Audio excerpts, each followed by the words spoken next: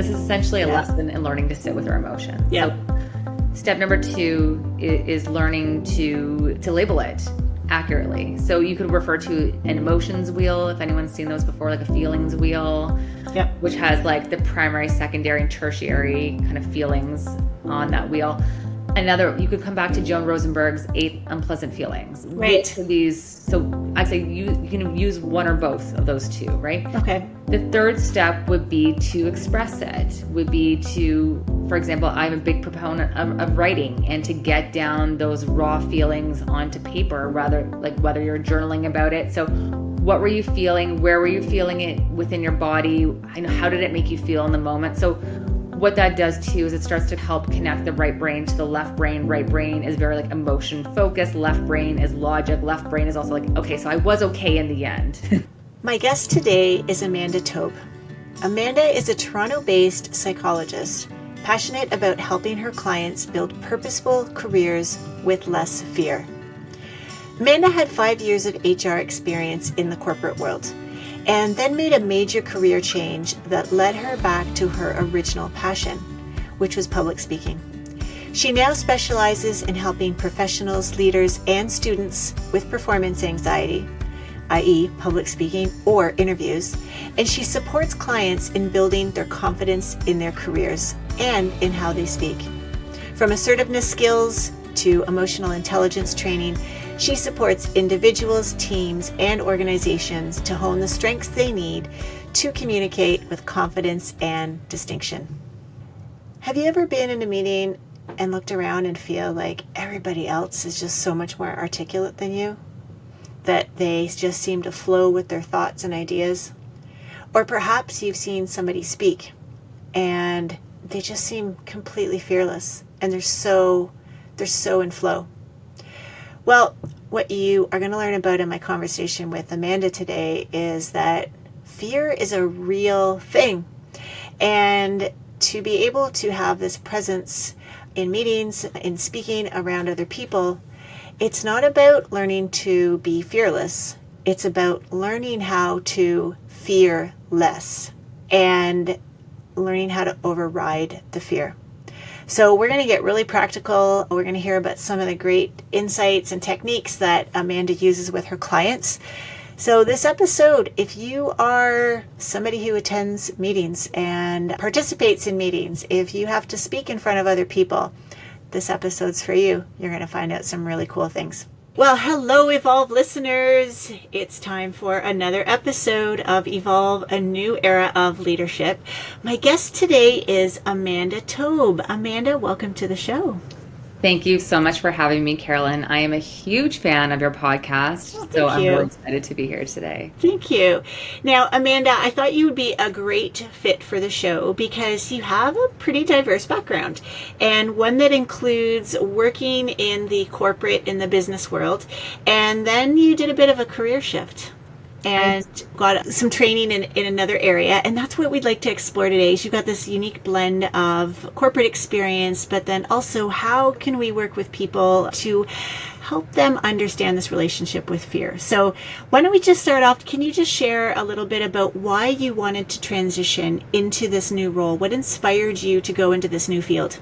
Okay, so for those of you who don't know who are listening, so I'm an organizational psychologist, and my background is in corporate, as Carolyn said. And on my second maternity leave, I started asking myself the bigger questions around, am I doing what I'm truly passionate about? Anyways, I'm going to fast forward a little bit, but the short story is that I ended up pursuing my license as an organizational psychologist because I really wanted to help professionals override their fears in pursuit of a career that they love. But specifically within that, I really wanted to help people manage the fear of public speaking because it's something that I've also dealt with myself. So it is one of those situations or stories about turning your own pain into purpose. And so it's two pains. One pain was the public speaking, and then the second pain was feeling like I wasn't aligned in my career. So I think both of those things I was able to turn into a purpose, because the second part of also what I do, my work, is help people navigate career searches and career pivots like that too. Okay, yeah. That's the organizational organizational psychologist piece is where we found our interconnection. So I'm not licensed as a psychologist, but I do have a master's in organizational psychology. So listeners, we might geek out a little bit in some academia there. So can you speak a little bit about why fear? Like, what did you notice about fear showing up in the workplace? Because some people listening might be like, I'm not afraid to walk into my workplace. What did you notice about fear when you were back in those days? So what I noticed is that there are 4 dominant fears that I see a lot of in my work, and also myself, my own previous experience too.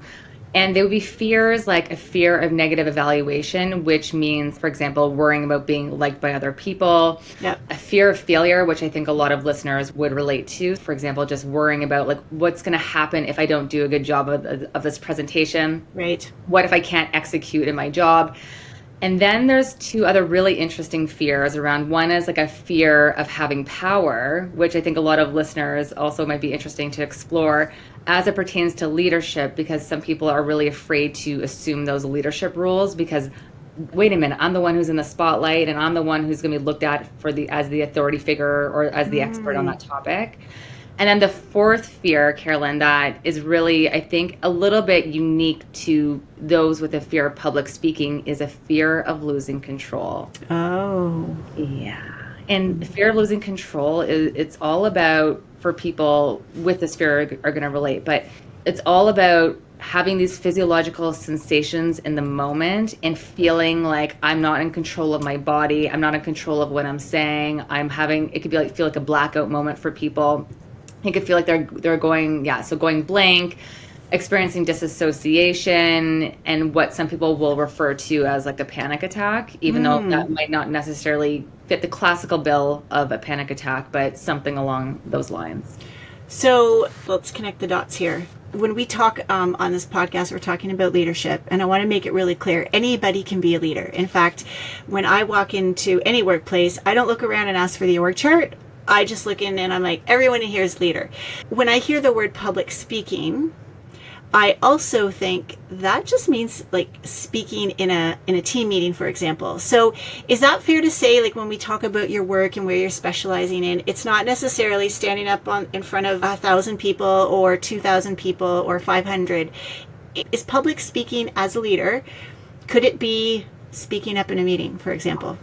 Yeah, so absolutely. It is speaking up in any kind of meeting. And so what I often say to people is that can mean that you're leading or facilitating the meeting. And a lot of people will come to me who are interested in working together and will say, look, I'm not necessarily sure I'm going to be on stage that much or have a TED talk or a keynote, right, but it's just like an everyday situation at work where it's like they might feel apprehensive about speaking up for fear of being judged, or what are the social costs to me in not doing a good job of sharing my thoughts, opinions, or ideas.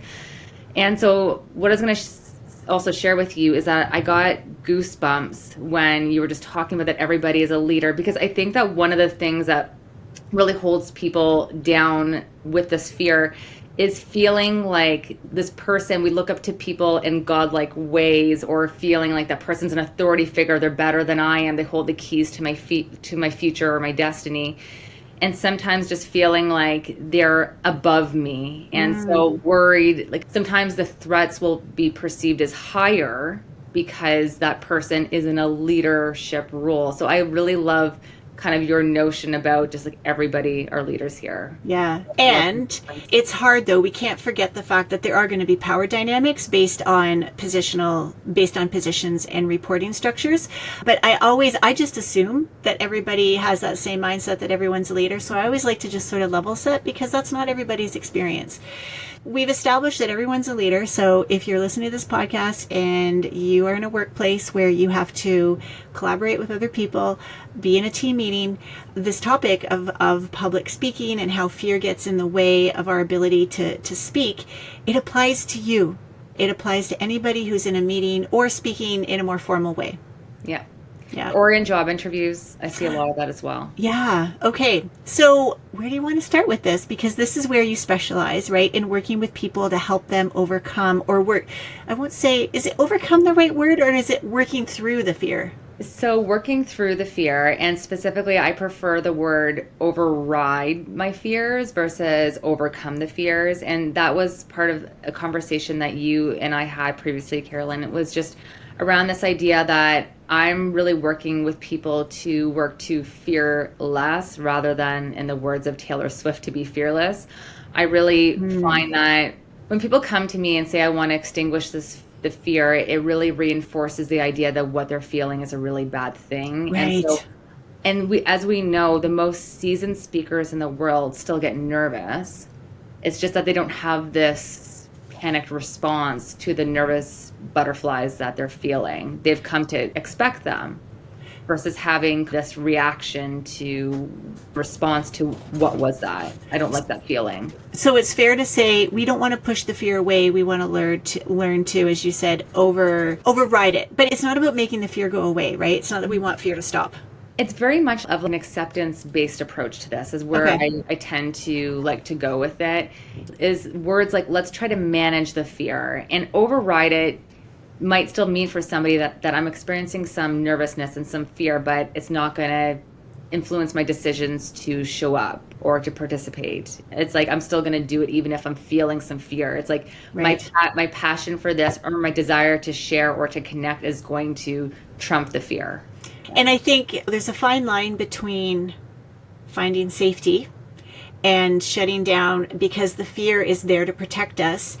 There's a fine line, I think, between that and tolerating some discomfort and learning how to override the fear. So I want to acknowledge that. Is that in your with your perspective?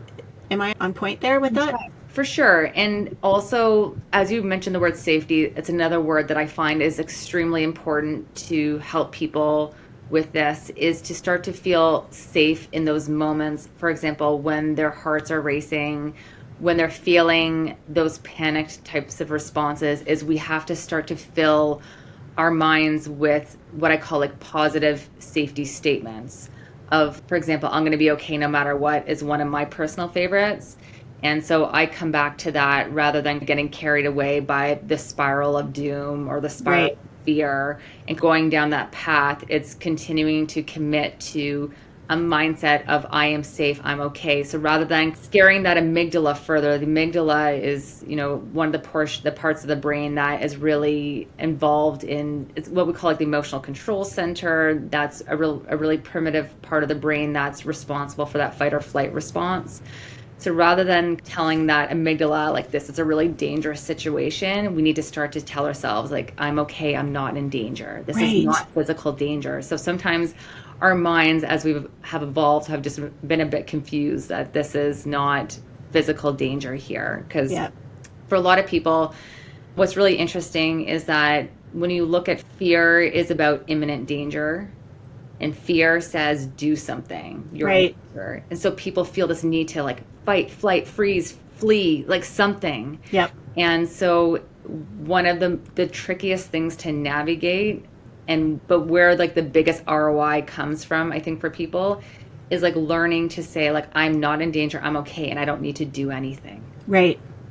And love that. knowing that if there's two sides to that sword, right, is that fear is there to protect you. And sometimes we need to know when that is there to protect us.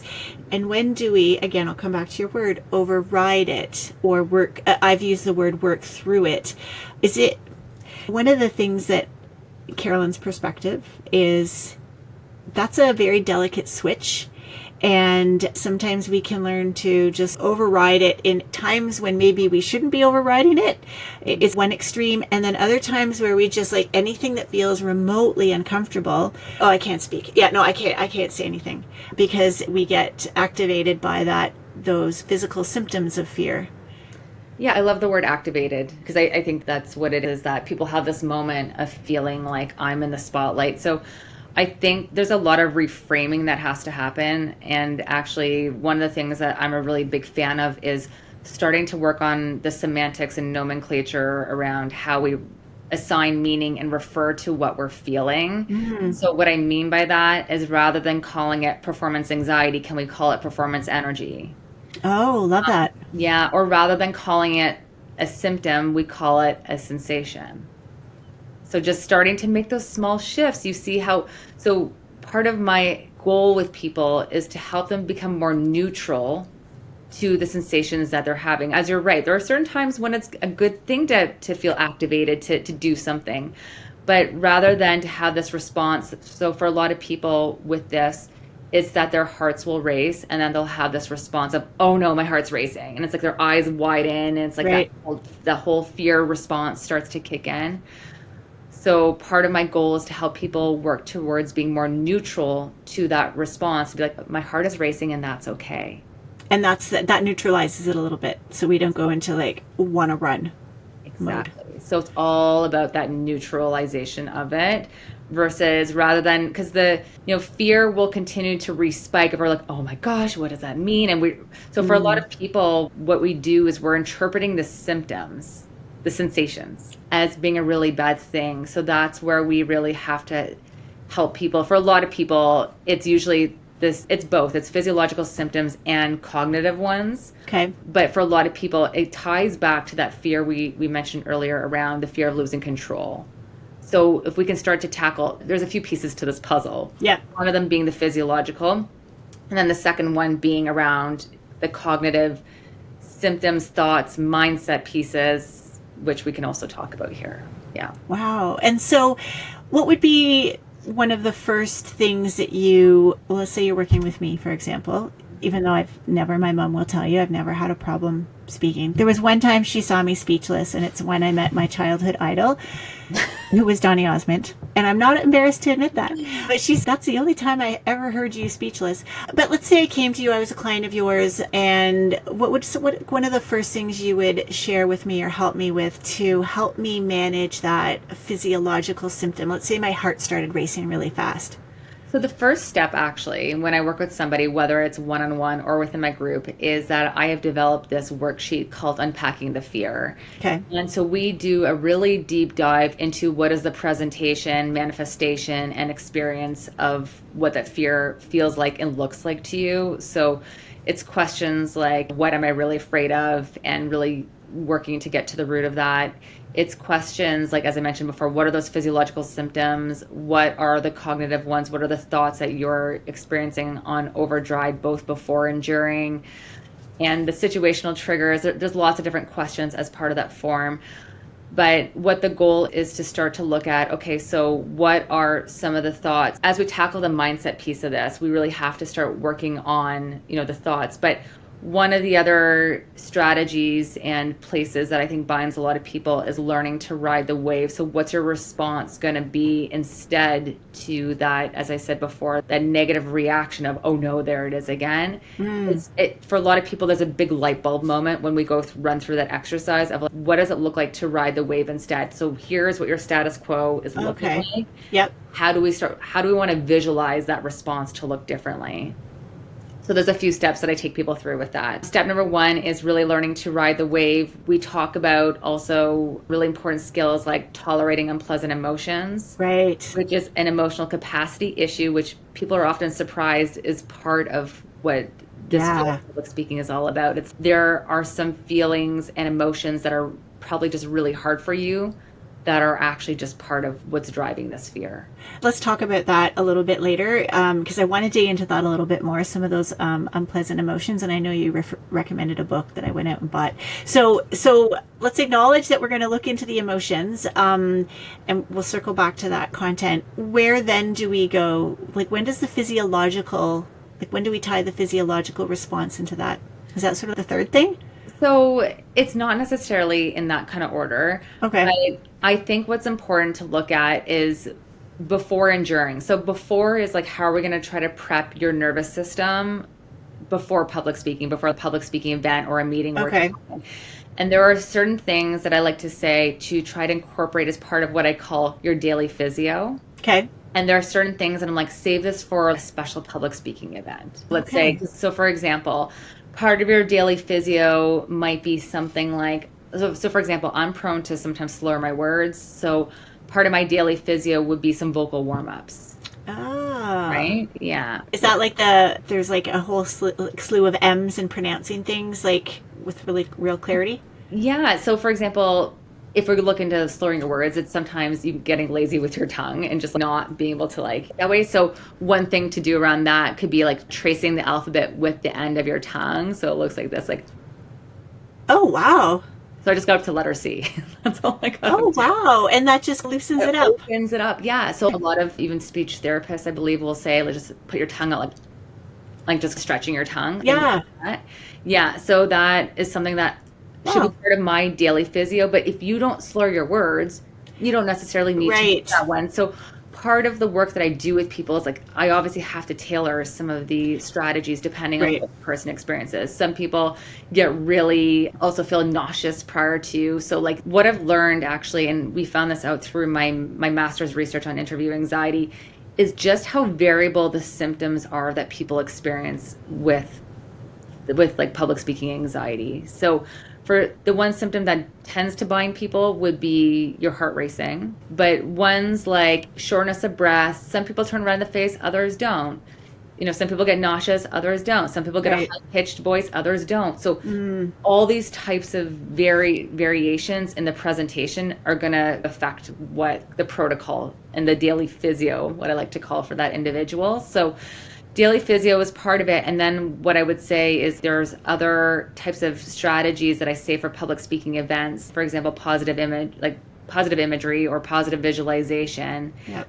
Maybe you're not doing that every single day unless you're like training as an athlete for like the Olympics or for like a major sports event.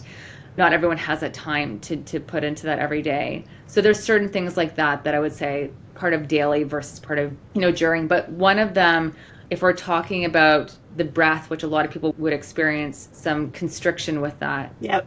one of the really important things is that we have to focus on expanding and elongating prior to public speaking. Even Okay. when I say the word elongate to you, Carolyn, just immediately my shoulders go back. Yeah, me too. And I was like, okay, yeah, like just, You just want to sit up more straight, right? I usually have people find like a word like elongate, expand, okay. something like that just causes them to stretch out a little bit more because your diaphragm can't move as much if it's all crunched in and constricted. So a lot of people when they're speaking, when they're nervous, we like turn inwards, the shoulders kind of curve in, we get really tight and small. And the diaphragm is like in, just for those who might not be familiar, that's like lower, closer to our belly button. And that helps push the air up, and out versus like just coming from our throat. You got it. It's an Yeah. intricate part of public speaking. So for what we know from research is that a lot of people, when we're nervous, tend to speak from our throats. And actually what I love is, so Caroline Goiter, she wrote the book, Find Your Voice. I just love, it's a very simple way of saying it, but she's speaking as a whole body experience. Yes. Okay. I just have to pause there for a second, Amanda, because that is like a big premise, a big aha that I've had over the past few years, and why I wrote my book is that our body, our nervous system, but like our body, the container that we're in, is a leadership tool.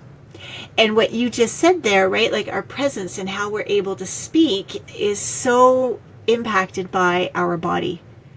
It is. It is. Yeah. And it's a bottom up thing. It's not just like this, what's just coming immediately here out of the mouth. So one of the other things too, so it expands, like expanding and elongating, but it's things like what I like to call it, so postural exercises beforehand. Again, this could be something part of your daily physio. Yeah. Could be like what I like to call cactus arm rolls. So just like 3 or Like 4 of back. these, or like wing kind of. But not forward, right? We want to go I backward. look back, yeah. Okay. And then at the end, I just keep pulsing your arms back like that, Oh. almost like a butterfly. Kind of like the 20-minute workout when you like. Yeah, but I notice an immediate change, and a lot of people will tell me that just by like Interesting. tweaks in how we're sitting and Yeah. standing. So something so simple like that. Other things with breath, one of them would be taking an exaggerated deep breath before you say your first word. So for a lot of people, they're speaking on what I call a half exhale. So like they already feel like they don't have as much oxygen, and then they're trying to speak like that. So take that exaggerated deep inhale, and even if your audience has to wait for you for a second, we'll let them wait. That's okay. And to take it from the diaphragm, to have it come from the belly up. Yeah, just take that exaggerated deep breath. Because I think for a lot of people, if they start off on that right foot, they immediately feel like, okay, I'm okay. The nervous system is settled. I'm okay. Right. But for a lot of people, it's the uncomfortable feelings that we have with stillness and pauses. And so I'm like, own the silence. Yeah. let's own that. Give them a second. Let them wait for 2 seconds while you Yeah. take your breath. That's one. Another example would be that, let's say you were practicing for a formal presentation. Usually you would have some idea of what your introduction would be. Things like, so if you were to look at your script, it would be commas and periods would be your cue to take a deep breath, or highlighting those impact words where you really want to articulate and pause on that word. So I think for a lot of people, they tend to speak quickly when they're Yes. nervous. So it's just slowing everything down, teaching them on how to use a diaphragm, more slow and controlled, low and wide, I call it. So speaking like again from the diaphragm, like within your belly, low and wide versus up here, and then things become constricted and they're running out of breath. So Ah, it's really using our, also like recruiting our, like our body overall while we're speaking. wow. And so, again, there the body helps us be better speakers. It gives us a different level of presence. It does, yeah. We talked a little bit there about more formal speaking situations. What about if I'm sitting in a meeting and I'm feeling a little bit fearful about speaking because the CEO or someone from the C-suite happens to have shown up in the room? So this may not be the direction you're hoping for in my answer, but one of the things that I really wanted to highlight here when it comes to preparing for meetings is setting intentions before you go into the meeting to make it less about you. I love to go there. Yes, absolutely. Let's go there. Perfect. Because I really think that it starts from before. I think that's part of the message here, is that it starts before you get there, Yep. in making it less about you. And that is also one of the very common characteristics of people who tend to struggle with this, is that we tend to focus on it being some tap dance and some performance. So what I would say is to focus on, what do you want your experience to be like going into the meeting? What do you want the other people's experience to be like in that meeting as well? And a very simple question you can ask yourself to maybe help break you out of typical tendencies, if that's what you're wanting to do, would be to ask yourself the question, who do I want to be? And I find that question immediately just helps people to snap out of ego-based kind of thinking, ego-based, like what people are thinking of me, how they're evaluating me, versus what is the common goal here in this meeting? Right. Very Right. simple questions like that. Getting really curious about what other people are saying, what we're here to do, how other people, what their values are, how they think. Focusing on values like connection, are more heart-based, heart-centered Yep. types of intentions, versus going into this being like, I hope they see me as confident, I hope I impress people. It's really the shift in focusing on like the common goal and being with other people here in the room versus it being about me. Which is really like heart-based energy. I talk a lot about our three centers of intelligence, and that heart intelligence is about connection and relationships. And so what I'm hearing you say is the act of setting an intention connects us to other people and pulls us out of our own head when we can get lost there and worried about what might happen. Absolutely. And one of the things too, I really like to help people is to think about what are the feelings. So back to the meeting, how do I want to feel there in the room? And the common response to that question would be, I want to feel confident. Now, it's a great thing to feel confident, sure. Most people would give that as a common response. The problem with our word confident, any ideas, Carolyn, what I might see is, say, let's pick a different word rather than confident. So you want me to pick a different word, or why do you want me to share why I think confident might be a problematic word? Why do you think confident would be a problematic? What comes to mind for me is it sort of thinks of like power over. It sort of like makes it like a ranking, and so it implies like I want to be maybe better than other people. Yes, and so you're essentially getting to it because it's a loaded word. It, for a lot of people, when we ask people, what does it feel like to be confident? A lot of people describe it as their portrayal to other people, how other people are perceiving them. Yes. And so it brings it right back to evaluation. It brings it right back to ego. So what's the word that we would be better served to use? For example, I want to feel curious in the meeting. I want to feel connected. I want to feel attuned. I want to feel grounded. Yep.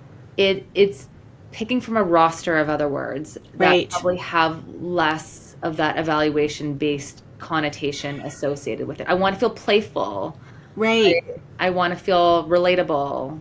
There's just so many. And often I like to use, do you know Danielle Laporte? I'm not sure if you know her work. Yep. I love using her work she's got like probably 400 plus words you could pick from. Like her core desired feelings. For anyone who's listening, Danielle Laporte, some of her work is on core desired feelings, which she calls CDFs. Mm-hmm. And her whole thing is trying to get really clear on how you want to feel and let that be your compass and kind of core of your intention as you make decisions. And I even, by the way, just as a sidebar, use some of her work to help me make that career pivot. Oh, wow. It kind of became like my compass was like, how do you want to feel versus like, what is the outcome?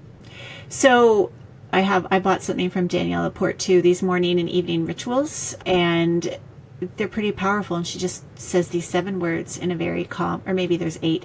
So I can see how that's connected to what you were just saying. So essentially, when we say confident, the other thing that comes up to mind for me too is about control. I'm confident that I can maintain control over the situation and not let things get out of hand, versus I can be curious or relatable, which is more about how I'm going to show up as we just let this discussion go where it needs to go. Exactly. And I think that, yeah, control would bring you back to the ego, back to some other themes, which we haven't even talked about, like around attachment. Like attachment says, this is what I need to have it. Things have to go this way. And right. And it's like a gripping sensation, a gripping feeling. People often describe it as, I need things to happen like this, versus being open to things happening in different ways rather than right. ways that we're wanting them, necessarily to happen or to kind of unfold in other ways. Right. Now, since we're in the heart area, talking about heart-based things, can we come back to some of these big emotions, and what are some interesting things for our listeners to know about learning how to navigate these sort of big emotions? Yeah, for sure. And what are those emotions too? Yeah, those big so emotions. I'm smiling because for me, one of my kind of light bulb moments in learning to manage this fear was actually when I'm so grateful for her work, was Dr. Joan Rosenberg's work. And she's the author of 90 Seconds to a Life You Love. And I heard her on a podcast once talking about how there's 8 unpleasant emotions that typically can underlie or prevent us from feeling self-confident, that are intertwined and connected to self-confidence. And so basically what I learned from her work was that there are certain emotions that are really at the heart of what we're afraid of, for example, with public speaking and other fears that we would have in the workplace. Okay. I'm not going to be able to remember all 8 emotions likely off the top of my head. I have them written down. You have them written down. Okay, so there's emotions like shame and vulnerability and embarrassment and disappointment and frustration, anger, sadness, and helplessness. I might have missed one. I'm not sure. No, I think you got them all. Anyways, the point is that for a lot of people, they often have this kind of, I don't know what to call it, like aha moment when we talk about with public speaking, that is what you're afraid of really public speaking, or what you're afraid of is feeling embarrassed because it hasn't gone the way that you want it to, as an example. Back to control again. Back to control. And so for a lot of people, that would be embarrassment is usually the one there that unites most people. And so what it then becomes about is a conversation about our emotional capacity, about why is embarrassment like hard for you. So if you were to feel embarrassed, how would we cope with that situation? So for a lot of people, it's really helpful to get clear on which emotions are holding me back in general within my life, also obviously within public speaking. Yep. And then to also have a plan in place. So if you do feel embarrassed, so what would happen? How would we work through that? And I think for a lot of people, it's sometimes we don't have these really good coping tools in place, so that if you did have a situation where you didn't deliver your best, you really felt like you really struggled with your nerves, you didn't feel good about it after, is like you have a bit of a plan in place for actually coping with those feelings of embarrassment. So like a plan B in case plan A doesn't go as well. Exactly. And just knowing, for a lot of people, it's like having a plan in place. It's like anything in life, right? Having a plan in place is just, okay, so I know what I can do if that happens. Right. For me, actually, Carolyn, how I relate to that is it's like having a script. So if I were to learn, like with my kids, for example, I want to respond a different way to, let's say, a situation where I could become activated, let's say that, is that they're having a script just takes the guesswork out of Yeah. the moment for me, like knowing this is okay, this is how I'm going to respond if that happens, versus me in the moment trying to be, okay, what do I say? How do I try to Yeah. navigate this when I'm feeling maybe other emotions coming up because of what has happened, right? So for a lot of people, the first step, by the way, of that process would be to stop. Like just to stop what you're doing. Pause. A lot of people, it's distraction, it's avoidance, it's thought suppression, it's like all those types of things. So that would be the first step, would be to stop what you're doing. And now we're back to, but silence is scary, right? Mm-hmm. Yeah. I had a question there. So we pause, and then what? Do we start to try and, like, how do we learn how to process the emotion? Are we trying to think our way through it? Are we trying to feel our way through it? What happens? So I'm in a meeting and I realize like embarrassment's starting to come up. Like I just said something that I thought was maybe wrong. I used a stat that was wrong. And now I'm embarrassed that the CEO here is sitting there going, oh gosh, Carolyn. In the moment, it's going to be a lot harder to process that feeling of embarrassment when there is a lot going on. Okay. But that's where self-compassion and having a growth mindset overall will help you from feeling like, oh my gosh, this mistake is just everything. The more that's part of the nurturing of that daily mindset that you can't just do in preparation for a presentation. Like that's where your work of 365 days of the year is going to show. What I'm referring to as learning to the plan, also for tolerating it, what I'm referring to there is 4 steps, let's say after the meeting has happened. Okay. And for a lot of people, that's when they can enter into what I call like a rumination rut, or like feeling like really down on themselves. That's when self-criticism tends to kick in, is that the first step would be to stop, which can be like, honestly, like one of the best places to start for people, because a lot of us just get sucked into this like procrastination and avoidance thing. The second step would be to accurately identify what you are feeling. And this is the hard work, is like learning how to sit with our emotions. This is essentially a lesson in learning to sit with our emotions. Yeah. So step number 2 is learning to label it accurately. So you could refer to an emotions wheel, if anyone's seen those before, like a feelings wheel, which has like the primary, secondary, and tertiary kind of feelings on that wheel. You could come back to Joan Rosenberg's 8 unpleasant feelings. Right. So I'd say you can use one or both of those 2, right? Okay. The third step would be to express it, would be to, for example, I'm a big proponent of writing, and to get down those raw feelings onto paper, rather like whether you're journaling about it. So what were you feeling? Where were you feeling it within your body? How did it make you feel in the moment? So what that does too is it starts to help connect the right brain to the left brain. Right brain is very like emotion focused. Left brain is logic. Left brain is also like, okay, so I was okay in the end.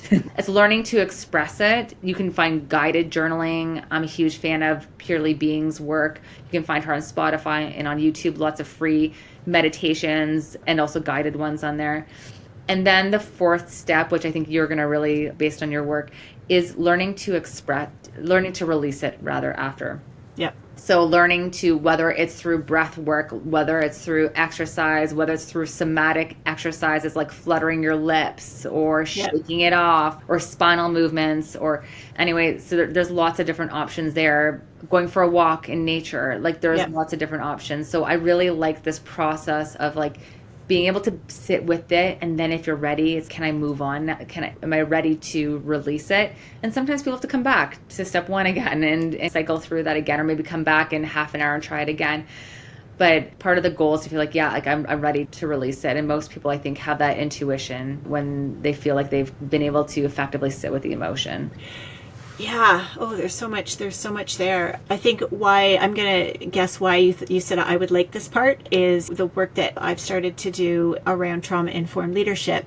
And one of my big ahas, personally, when I look back on my leadership career in the corporate world, I didn't give myself space to process those things. So I just buried those emotions. I would certainly feel them, but I just pushed them down. And that doesn't work, because as Bessel van der Kolk says, the body keeps score. And so I love what you're saying, and I hope that more of us in our busy, hectic lives can find a little bit of stillness, a little bit of pause to do this as it happens versus letting it all build up, taking little breaks versus trying to wait for the 2 weeks or the 3 weeks out of each year where you go on holidays. Definitely. I'm a big proponent of I do lots of little somatic exercises. One of them, I'm not sure if you're familiar with this one, is like the bee's breath, when you plug your ears with your thumbs. Or I've heard of it. Say more about that one. I haven't heard about it in a while. Say more about it? Sorry, you couldn't hear because I was plugging my Yeah. Yeah, just walk us through it. Like maybe if people are listening or they're even watching. There's probably a more official term for this other than bee's breath, but I learned this one from Purely Being. But basically it's so, releasing sound is something that people are so timid and feel shy about. And that's I found it to be such an effective way of releasing tension in the body. And so letting out, for example, it could also be something like letting out a physiological sigh, which just Dr. Andrew Huberman talks a lot about this one. Like letting out the noise. Often we don't let out that noise. I didn't let out a noise. I just let out the air. Letting out the noise. So related to that work, there's lots of different ways you can let out sound. And there's some practitioners will talk about your throat chakra. But anyways, so bee's breath, what it is, just basically taking your thumbs and plugging your ears like this and making a humming noise. So you can try it right now. Just go. I've got earphones in there too, but yeah, it's hard with the earphones. Yeah, you have to plug your ears, but the sound becomes really amplified, and it just feels like you're like tuning, almost like a vocal cord. It's like you're tuning your body. Oh wow! And it feels really incredible. You feel the vibration. And I think that's also tied into the vagus nerve, tied into the sympathetic nervous system and all of that. But I find that sound-based somatic exercises just do wonders for my nervous system. And I think for a lot of people are really shy about that, and like people hearing us and things like that, doing that. You just said sound-based interventions or exercises really help your nervous system. And it made me realize I'm using a lot of sound-based practices, but receiving sound, not letting it out. And so one of the things of many that I'm taking from our conversation is, how do I let out more sound versus just trying to receive more sound and being still to receive? But now I've got my next place I can go is to help myself release it more. I find even just something simple, like when people are working at their desks, that we often hold our breath. So it's just like having that moment of being like, okay, my shoulders are up here. When was the last time I breathed? That's why I just find that throughout the daytime, sometimes for me, it's also like fluttering your lips, which I described earlier, which is just... What does that mean? We also call it like a horse breath, because it looks like this. So just like sometimes if I'm exercising, another example of when we tend to hold our breath, and I do too. So it's just like sometimes if I'm exercising, my husband could be in the next room hearing me go...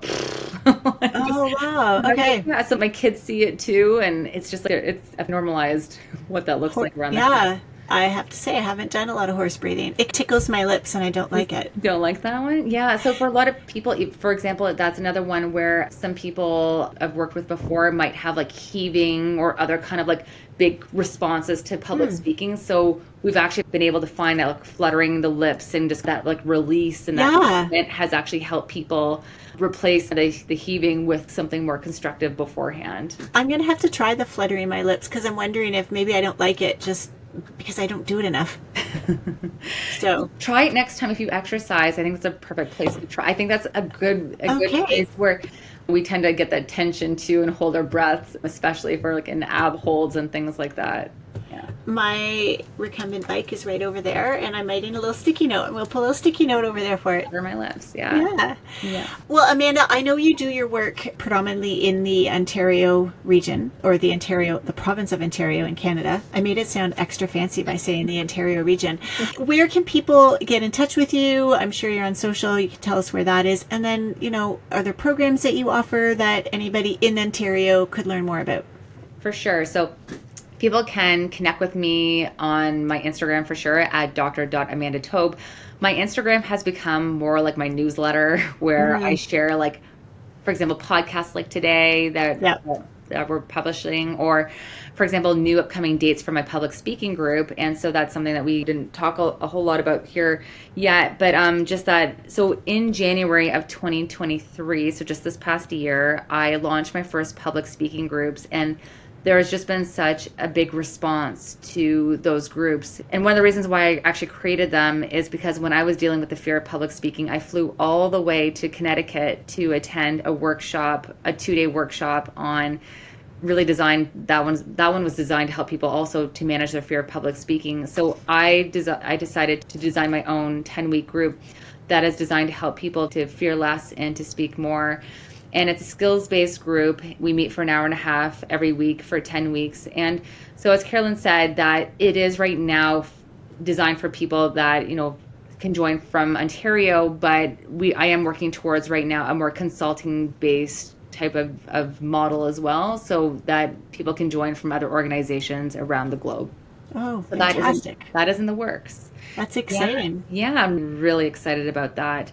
But what's been really awesome in doing these groups is just how empowered people feel by realizing that they're really not alone.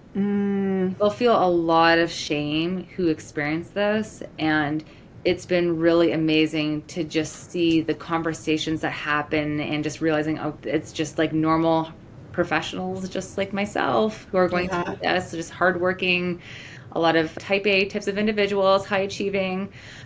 Not saying that everyone who's type A will struggle with this, but I'm just saying that anyway, it's been a really powerful, I think, experience for a lot of people. And so they can find me at Dr. Tobe. Go to my website, which is just www.amandatobe.com. And I'm very active on releasing new blog posts. So even if somebody was outside of Ontario, I try to really make some of my research and strategies accessible to the public that way. Oh, that's fantastic. I hope our listeners check in with you, at least follow you. I know I've taken a lot of new insights from this conversation, one of which is doing those horse lips. And so thank you for all of that, Amanda. Now, before we close off, I always like to ask the guests who come on the show 3 questions. Are you all set for that? I'm all ready? All right. Now, these 3 questions are based around my model of evolved leadership, which I feel is the way forward. And the first, and I believe most important thing, is self-awareness. So is there an anecdote, a story that you can share with us where you really learned a lot about yourself? That moment of self-awareness that was like, oh. There's so many of them, but I'm going to share one that I actually share with my groups. And it's a recent one from January, also the same month, I think, or maybe February, shortly after I had started my groups. But the story is this. So I went snow tubing for my daughter's birthday, and this was the second year that we had done this. And we got up to the top of the hill, and the year before we all had helmets, and we got to the top and I realized none of us have helmets on. I was like, my daughter's 4, my other one was I guess turning 7 at the time. And I just had this moment of being like, I don't want anyone to go down. I don't want to go down. And so anyways, my husband, and the other thing too is that the year before we could go all 4 of us down the hill, and they said only 3 of us can go at a time. So I was filled with fear. And I remember calling my husband. He made it down to the bottom of the hill with my 2 daughters. And I was just like, I'm not going down. I'm not going to do it. And so we were trying to figure out this solution so that he could come back up and bring me down the hill. Yep. Anyways, and I had this aha moment at the top of the hill being like, I am perpetuating this negative image of myself, basically having some catastrophic injuries from flying off this tube. But one of the things I talk about in my groups too is that we tend to think in terms of images, especially when it comes to fear. And I just realized I was just feeding into this negative image. And so I'm like, what if I can replace this image of myself going down the hill with one where I'm actually enjoying the sights and the surroundings? It was beautiful at the top of the hill. One where I'm actually smiling and maybe like screaming with like excitement on the way down. So I took a picture that I often will show to my groups being like, this was me right before I went down. Yep. By the look of my smile, you can tell it's like a bit of a forced smile. Like, I'm going to do this. Yep. But that it's just something that I think that I wanted to share with this audience listening to, because when we're talking about fear and a lot of the strategies that I even talk about in my groups and in my work, it's stuff you can apply in other areas of your life too. Right. It doesn't just apply. And just because, let's say, I've learned to better manage my fear of public speaking doesn't mean that we don't have fears in other areas of our lives that still need attention. Yeah. So And what happened? Did you get to the bottom, and it just was, yeah, and I smiled and I did the screaming happy scream on the way down, and I did it. But the point is that I just really changed the image. And for a lot of us with public speaking too, we will have images of ourselves fainting or fleeing, so you have to try to replace that image of ourselves actually like enjoying the moment. Wonderful. Thank you. Second question is about a practice or a ritual that you rely on to help your nervous system stay in a calmer, what we would say more regulated state. I love this question, and it's really hard for me to distill this into just a few examples, but a couple of my go-to practices.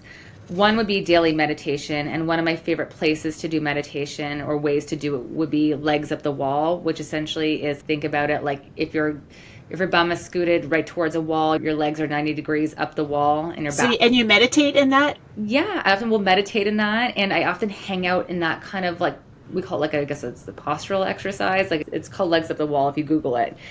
And I often will sometimes do a meditation like that, just maybe like an 8-minute, 10-minute one. But it really also just drains the fluid from your legs, activates your parasympathetic nervous system as well.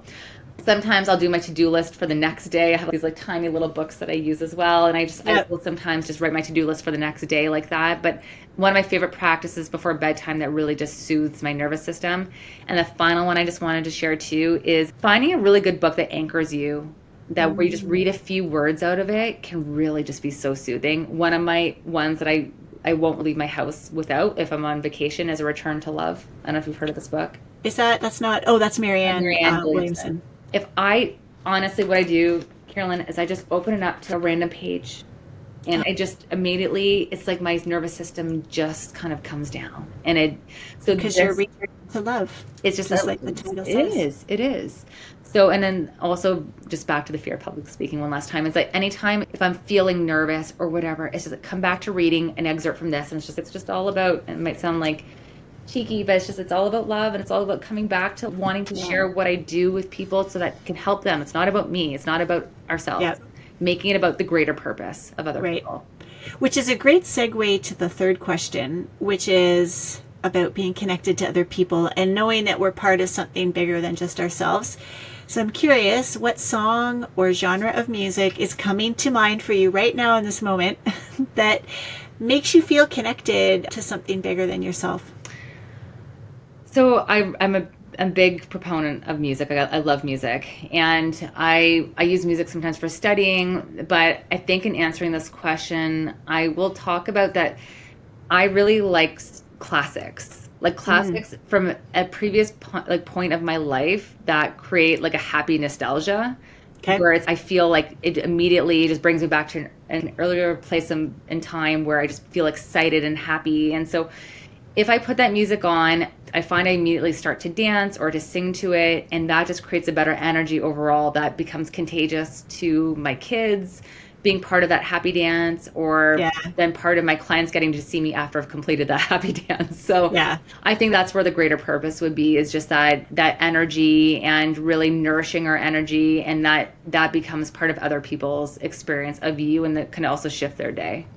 Is there a certain song or genre? I know you said classics. That can mean a lot of different things. Oh, I know. This is a really hard one for me to answer. Well, this morning I was listening to Forever Young by Rod Stewart. So how about that? Oh, there you go. It's a good feel good, right? Yeah. So those feel good songs, and it could be anything. I have a good playlist that I go back to. And I appreciate what you said about classics, right? What's going to be classic for you might be classic for somebody else. And as you said that, I'll make a reference back to Donny Osmond, which I know people laugh and are like, oh, Carolyn, like he's so old. It's the first concert I ever went to.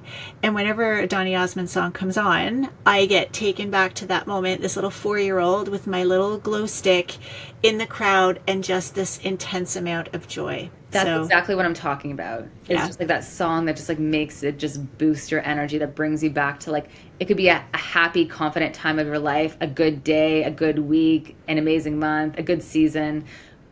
I think it's like those micro moments. Yeah, absolutely. That it's all about. Yeah. Well, Amanda, thank you so much for coming on the show. Maybe one day we'll get to do this in real life. I know we're not too far away, but I really appreciate your time and all the wonderful insight and wisdom that you shared with us today. Thank you so much for having me on and for everyone here who's listening. Well, I hope you gained a tip or two about how you can manage fear and allow yourself to show up in the way that you want. One of the things that Amanda shared today that is really resonating with me, I've already said it a few times, but it's this horse lips thing. I say I can't even do it. I've got to practice. But I've got a sticky note right over there on my bike now to help me remember that. And I do have to giggle as well when Amanda was talking about a practice that calms her, and it involved lying on the floor with your legs up, and it just brought back this really wonderful memory. The night before my son's hockey gold medal game for the OMHA finals, this was years ago, I think he was in grade 5 or 6, and the coach asked them when they drove home, when we drove them home that night, told all the boys to lie down in the back seat with their legs up. And at the time I thought, well, this is kind of strange, but hey, it united them and they went on to win the gold medal and had a really successful season. And now I know there was some method behind that, and at the time I had no idea. So thank you again for tuning in. I do hope that you gain some really practical insight out of this conversation today, and look forward to seeing you again soon.